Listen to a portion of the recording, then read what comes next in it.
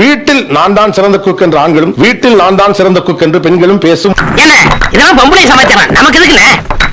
இத சொல்லிட்டாண்டா பொம்பளைங்க ரொம்ப காலமா நம்மளை ஏமாத்திட்டு இருக்கானுங்க. என்ன பெருசா நீ சமைச்ச அப்படின்னு ஆரம்பிக்கல தொடங்கி ஒரு நாள் சமைக்கிறதுக்கு இந்த ஆள் அடிக்கிற கூத்த பாரு. பேட்டரி சல் போட்டு சாராயமே காய்ச்சறா, 4 வெங்காயத்தையும் மிளகாய் கிளி போட்டு சாம்பார் வைக்க முடியாதா? முதல்ல ஆண்கள் தரப்பிலே போகலாம். நீங்க சமைக்க ஆரம்பிச்ச பிறகு உங்களுக்கு தெரிஞ்ச உண்மைகள் என்ன? பல இருக்குதே, எதை சொல்றது? ஆம்லெட் போட்டு கொடுன்னு கேக்குறப்ப எத்தனைங்க பண்றது ஆச்சா போச்சா அப்படின்னு பயங்கர சவுண்ட் விட்டு இருப்பாங்க.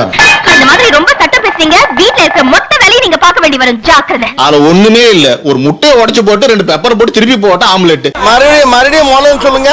ஒரு முட்டையை உடைச்சு போட்டு 2 பெப்பர் போட்டு திருப்பி போட்ட ஆம்லெட். ஏதோ பேசுறதுக்காக நான் பேசிட்டு இருக்காத, நேரத்தை கடத்தாத, நல்ல விவரமா பேசு. அவங்க கதை உடைச்சு போட்டு பெப்பரை போட்டு திருப்பி போட்டா அது ஃபுல் பாயில் ஆம்லெட் இல்ல. கோபத்துல பேசுறப்ப கரெக்ட் எல்லாம் பண்ண முடியாது. உணவுக்கு இடையில் ஒரு ஆம்லெட் போடுவது உலகமாக விஷயம் அல்ல. கண்டிப்பா. இந்த வஞ்சனை நீண்ட காலமாக நமக்கு சேர்ந்திருக்காங்க.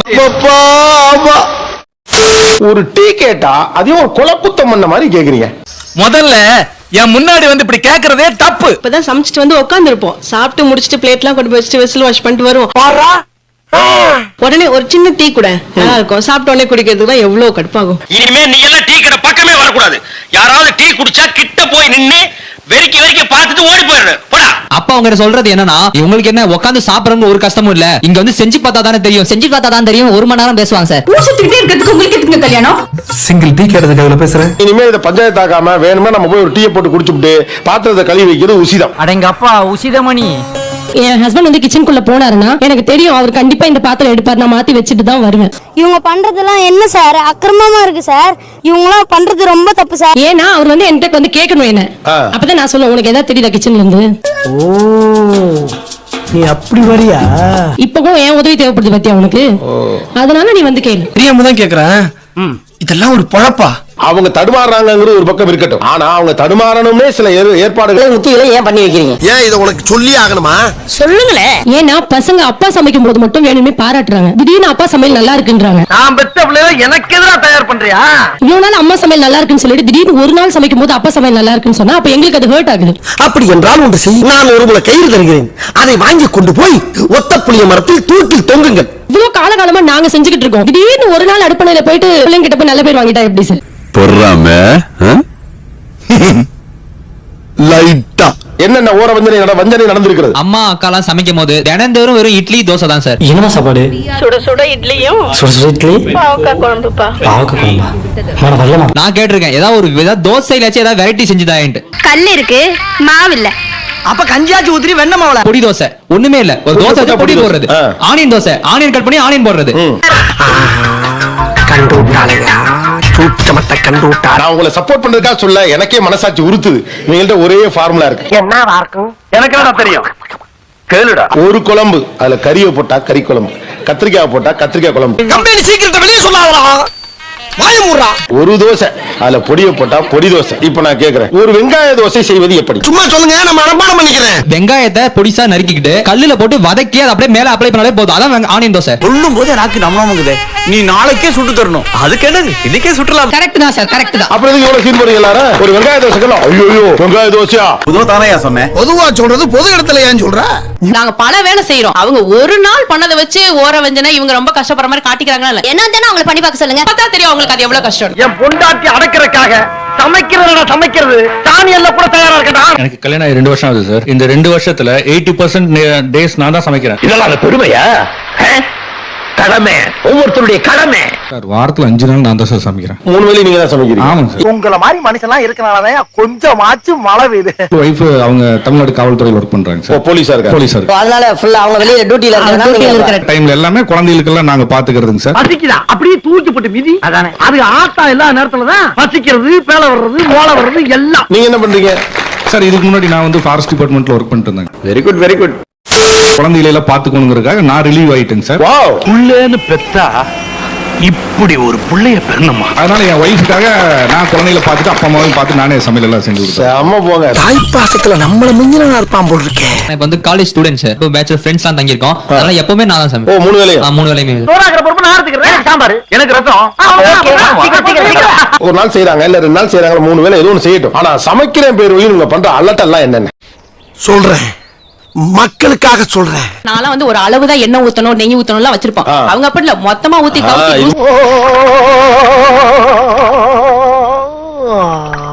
என்னைக்காவது ஒரு நாள் சமைக்கிறவங்க இதுல உப்பு சரியா இருக்க 10 தடவை வந்து கேட்பாங்க. அது வாயில நல்லா வருது, சொல்ல முடியல. யாராவது வந்து அந்த கெஸ்ட்டுக்கு சர்வ் பண்ணோம்னா யார் செஞ்சதுன்னு சொன்னியா, நான் செஞ்சேன்னு சொன்னியா, இல்ல நீ செஞ்சேன்னு சொன்னியான்னு சொல்லிட்டு ஒரு அலப்பற அவங்க முன்னாடியே பில்டப் பண்ணுவாங்க. கேவலமான பில்டப் தேவையா பாஸ்? பில்டப் பண்றணும், பீலா வரணும், அது முக்கியம் இல்ல. நம்ம எது பண்ணாலும் இந்த உலகம் நம்மள உடனே உத்து பார்க்கணும். ஏன் இந்த அலப்பறை? சமய செய்யற சூப்பரா செய்யற அப்படின்னா நமக்கு அது வந்து வருஷ கணக்கா அவங்க செய்யறப்ப பெருசா சொன்னதே கிடையாது. உங்களுக்கு தெரியுது, அவங்களுக்கு தெரிய மாட்டேங்குது. ஆக்சுவலா நீங்க ரெகுலர் சாப்பாடு செய்றீங்க, நாங்க செய்யறது ஸ்பெஷல் சாப்பாடு. வடிச்ச கஞ்சி வெள்ளையா இருக்குது, ஆக்கிர சோறு சிகப்பா இருக்கு. அதான் இத்தனை நாள் இப்படி சமைச்சாளுகளே, இந்த டெக்னிக்கல்ல சமைச்சிருக்காளுகளா? ஸ்பெஷல் சாப்பாடுலாம் இல்ல சார், அதேதான் அவங்களுக்கு சேனலை பார்த்து எத்தனை தடவை பார்த்தாலும் அதே தான் திருப்பி செய்யறாங்க. எதுவா இருந்தாலும் எவகப்பா நம்மள நம்ம ஆக்குறதா சோறு, நம்ம செய்யறதா சாம்பார், நம்ம வைக்கிறதா ரசம். அவங்க தான் சொன்னாங்க பாத்தீங்களா, ஒரு குழம்பு வச்சு அதுல வந்து மீனை போட்ட மீன் குழம்பு, இதுல என்ன ஸ்பெஷலா பாராட்ட வேண்டியது இருக்கு. இதெல்லாம் ஒரு பெருமையா பாஸ்? எனக்கு பெருமைடா எருமை. அசிஸ்டன்ஸ் தான் சார், அவங்களுக்கு காய் கட் பண்ணி கொடுக்கணும், அரைச்சு கொடுக்கணும், தேங்காய் துருவி கொடுக்கணும். அப்படியே புருஷனையும் சந்தோஷப்படுத்துறோம். அதுதான் தமிழ் பண்பாடு கலாச்சாரம். நான் என்கிட்ட கேட்பாரு, ஆம்லெட் தான் பண்ணிக்கோங்க அப்படின்னு சொல்லுவேன். போனாருன்னா கிச்சன்ல அலப்பறை பண்ணுவாரு. இதுங்க கக்கூசு போகும்போது கூட இதுங்களுக்கு சொம்புல தண்ணி நம்ம கொண்டு வைக்கணும். இதுங்க சமைக்குதாப்பா. ஒரு ஆனியன் தான் உரிப்பாரு, அந்த உரிச்ச தோல் அந்த பக்கம் இருக்கும், மிக்ஸ் பண்ணதுக்கு ஃபோர்க் ஒரு பக்கம் இருக்கும். இப்ப அவனுக்கு உன்னை கேட்டானுங்களா இல்ல நான் தான் உன்னை சொல்ல சொன்னா? கொஞ்சம் உப்பு தூக்கலா போட்டிருக்கலாம், காரத்தையே இவ்வளவு போட்டான்னு கொஞ்சம் குறைச்சிருக்கலாம். இந்த மாதிரி பல குறைகள் சொல்லுவாங்க சார். அப்படிதான் பேசுவேன், அப்படிதான் பேசுவேன். இப்ப எங்க வீட்லயே எடுத்துக்கிட்டீங்கன்னா பச்சதை தின்னுட்டு போவேன் இன்னை வரைக்கும், வீட்லயும் சரி ப்ரொடக்ஷன்லயும் சரி. இப்ப ஆவேசப்பட்டு வெளியே போல சோத்துக்கு பிச்சை எடுக்கணும். நிறைய சவாலுக்கு வந்துடும். நான் செய்யற இந்த வெஜிடேரியன் ஒரு உணவை உங்களால ஏன் டேஸ்டுக்கு செய்ய முடியாது. யாராவது சவால் விட முடியுமா? ஏண்டா இவ்வளவு பெரிய பிளான்? அரைச்சு விட்ட கல்யாண சாம்பார். எதுவும் வேணாம், கடைசியா என்ன பண்ணணும், லாஸ்ட் ஸ்டெப் மட்டும் சொல்ல சொல்லு. தேவையா எனக்கு இந்த வேண்டாத வேதனை? கொஞ்சம் வெல்லம் சேர்த்தணுங்க சார். கொஞ்சம் வெல்லம் சேர்க்கணும். இப்போ அவன் கேட்டதுக்கும் நீங்க சொன்னதுக்கும் என்ன சம்பந்தம்? தனியா தேங்காய் அரைச்சி ஊத்தணும். கடைசியா தேங்காய் அரைச்சு ஊத்தணுமா தம்பி? அதுவா சம்பந்தம் இல்லாம பேசுறாங்களே சாமி. ஃப்ரெஷ் தேங்காவை அரைக்காம துருவி போட்டுட்டு கடை சாம்பார் பொடியோ எண்ணெயில வதக்கி போட்டா முடிஞ்சிடுச்சு. பருப்பு உருண்டை குழம்பு, உருண்டை குழம்புன்னு சொல்லுவாங்களா, அந்த பருப்பு உருண்டை குழம்புக்குலாம் உன்ட்ட ரெசிபி இருக்கா? உனக்கு அதப்பா புரட்டிடுவானுங்க. ஏன்னா நீ ஓடிடுவ, நான் தாத்தா மாட்டுவேன். துவரம் பருப்பு, காஞ்ச மிளகா, தேவையில்லாம இதெல்லாம் கொடுத்து நம்மள இறக்கி படிக்க பாக்குறானே. இவங்கிட்ட போய் நான் என்னத்த பேசுவேன்? கீரை, முருங்கைக்கீரை அதெல்லாம் வேக வச்சு சாப்பிட்டா வாந்தி எடுத்துருவேன். கழுவி காக்காய் கொஞ்சம் ஊத்து. நக்கல்யா அவனுக்கு. வெங்காயம் தக்காளி இதெல்லாம் போட்டு தாளிச்சு வேணா புளி கூட கரைச்சு ஊத்திக்கலாம். வேணாம். அதுக்கப்புறம் உருண்டை அதுல போட்டு உருண்டை எதுக்குள்ள போடுறது? மீசியை வச்சுதான் கேட்டுக்கிட்டே இருக்காயா கேள்வி. குழம்புக்குள்ள வெங்காயம் தக்காளி எல்லாம் வதக்கணும்ல, அதுல கொஞ்சம் உருண்டை உருட்டல குழம்பு ரெடி ஆகல. எதுல போடுறதுன்னு இப்ப இதெல்லாம் எனக்கு முன்னாடியே தெரியாம போச்சு. தெரிஞ்சிருந்தா ஏதாவது ஒரு காரணத்தை சொல்லி ஓடி போயிருப்பேன். நீங்க சொல்ற வந்து உங்க வீட்டு சமையல்ல வந்து பண்ணிருக்கிற மாதிரி ஒரு பருப்புண்ட குழம்பு. நீங்க நியாயமா பேசுங்க. அது எப்படா நெஞ்சில கொஞ்சம் கூட ஈரம் இல்லாம இவ்வளவு பெரிய பொய் சொல்றேன்? அவங்க என்ன ரெசிபி சொல்லிட்டாங்க நீங்க அவங்களுக்கு வந்து இல்லங்க பேசுறீங்க. எனக்கு இப்ப வந்து அது வாய்க்கு வந்தபடி எல்லாம் பேசப்படாது. எதா இருந்தாலும் நியாயமா பேசணுமா இல்லையா? உருண்டையும் பிடிக்கல குழம்பும் வைக்கல, என்கிட்ட சொல்றாங்க இந்த உருண்டையை தூக்கி குழம்புல போடணும். நீ ரெண்டுல ஏதாவது ஒண்ணு செஞ்சிருந்தா தானே மேடம் செய்யலாம். இப்படி எல்லாம் அசிங்கப்படுத்தப்படாது, தப்பு. உங்களுக்கு கிச்சனை எவ்வளவு புரிஞ்சிருக்கு வச்சா உங்க சமையல் வந்து எப்போதும் செய்ய முடியுமான்னு தெரியும். அதுக்கு ஒரு சின்னதா ஒரு டெஸ்டிங் வைக்கலாம் இருக்கேன். இன்னைக்கு என்னெல்லாம் பண்ண போறாரோ ஒண்ணு நீங்க சூஸ் பண்ணுங்க. அதை நீங்க என்ன பண்ணணும், அப்படி ஷேக் பண்ணி பார்த்து எழுதிடணும். அவ்வளவு கேட்கல சத்தமா. நீங்க சிறு பருப்பு இருக்கணும். சிறு பருப்பு எதை வச்சு அப்படி சொல்றீங்க? எஸ் இந்த பாத்தீங்களா இல்லையா? எஸ் எஸ் நீ ஒரு பெரிய எக்ஸ்பீரியன்ஸ் கைன்னு நிரூபிச்சிட்டடா. என்ன அது? கேட்ட சொல்லும் போது ஏன் இழிக்கிற? என்னது? என்ன எழுதிருக்கீங்க? வெந்தயம் மூஞ்சில வேற யாரும் துப்ப கூடாது பாரு. பருப்பு தான் நினைச்சேன். என்ன எழுதுறீங்கறத கணக்கு. தம்பி நீங்க ரவியா ரெவியா? என்னனே சிரிக்கிறாரு?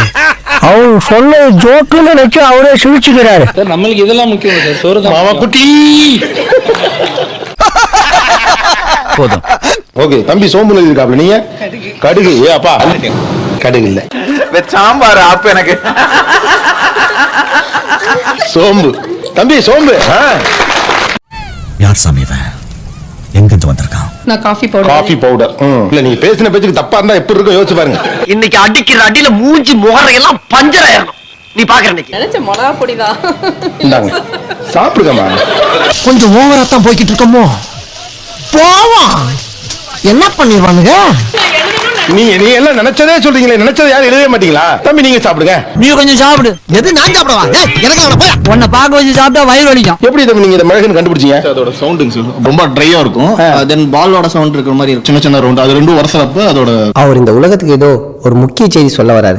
அவர் கொஞ்சம் சொல்ல விடுங்க. வேல்யூ இருக்குல்ல சார் அதோட டெப்த். ஏண்டா ஒரு மிளகு கண்டுபிடிச்சதுக்கு எவ்வளவு இன்டென்ஸா பேசுற. பெரிய மேதாவி மாதிரி பேசுறது. சரி ஒரு பெருமைப்படுத்தணும் ஒரு கேள்வி கேட்டா தர்மயா வேணாமா? என்ன இழிச்சு வாங்கி நினைச்சிட்டீங்க ஊருக்குள்ள பிச்சு போடுவோம் பிச்சு.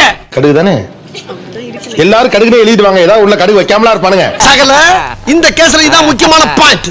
நோட்டி என்ன எழுதுறீங்க? கடுகு. கடுகு. நீங்க கடுகு. ஏ அப்பா நீங்கம்மா? கடுகு. ஒருத்தம் பைத்தியமா இருந்தா சமாளிக்கலாம், மொத்த பேரும் பைத்தியமா இருக்கா. கண்டிப்பா கடுகு தான், கிண்டல் பண்ணாதீங்க. தொடர்ச்சியாக கடுகு நீ 5வது முறையாக கடுகு என்று எழுதியிருக்கிறது. பிஞ்சி பிஞ்சி போற என்ன பண்ணுவாங்க? ஆறு துப்புவாங்களா? துப்புறா 5வது முறையாகவும் தவறாக சொல்லி இருக்கிறார்கள். வருத்தப்படுறியா? நமக்கு தான் சூடு சுரணே கிடையாது. இது எப்போ நடக்கிறது தானே, சும்மா மூஞ்சி அப்படி வச்சுட்டேன். ஒன்னே ஒண்ணு கண்டுபிடிச்சு அங்கிட்டு ஒரு பரிசு, ஆண்கள் தரப்பில் 3 பரிசு. காய் லீட் ஆறதுக்குள்ளேயே கடுகு போட்டுறது. கடுகு பத்தி யாராவது இங்க பேசுனீங்கன்னு வச்சுங்க. இப்படி சிரிச்சுக்கிட்டு தான் இருப்பேன். ஆனா கோவம் மட்டும் அனைவருக்கும்